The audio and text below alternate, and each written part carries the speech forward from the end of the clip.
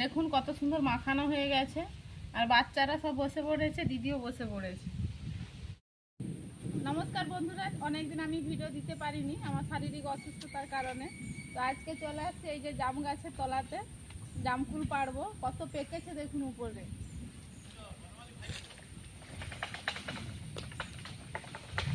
আর আমাদের হাত তোলাবে না বলে যে দাদাকে ধরে এনেছি, দাদা পারছে।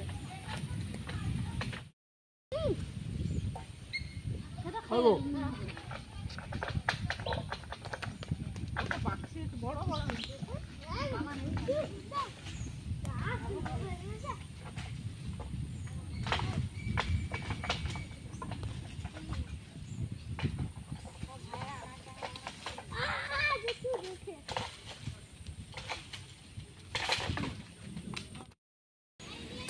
দেখুন এক জামকুল পেড়ে নিয়েছি, কত বড় বড় কি সুন্দর পেকে গেছে। দেখুন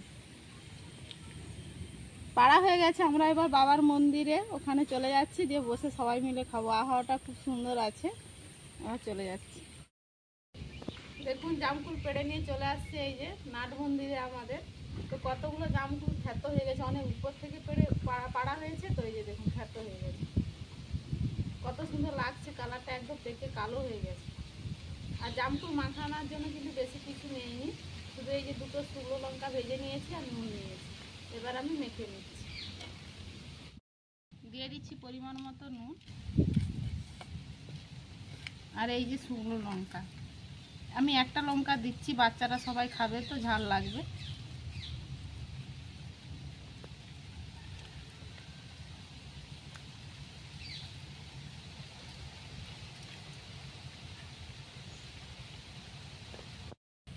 দেখুন কত সুন্দর মাখানো হয়ে গেছে, আর বাচ্চারা সব বসে পড়েছে, দিদিও বসে পড়েছে। কেমন লাগছে তিতলি? খুব সুন্দর, খুব সুন্দর। অনেক মিষ্টি না? প্রচুর মিষ্টি। বেটু কেমন লাগছে? কষাই লাগেনি, ভালো লাগছে, পেকে গেছে না? কষাই লাগেনি না তো, সত্যি দারুণ লাগছে। ঠান্ডা ঠান্ডা ওয়েদার, খুব ভালো লাগছে খেতে। আমার শরীরটা কিন্তু ভালো নেই, তাও আমি খেয়ে নিচ্ছি। এখানেই আমি ভিডিওটা শেষ করছি। দেখা হচ্ছে আবার নতুন কোনো ভিডিও নিয়ে। ভালো লাগলে অবশ্যই লাইক, কমেন্ট, শেয়ার, সাবস্ক্রাইব করবেন। সবাই ভালো থাকবেন, সুস্থ থাকবেন। টাটা।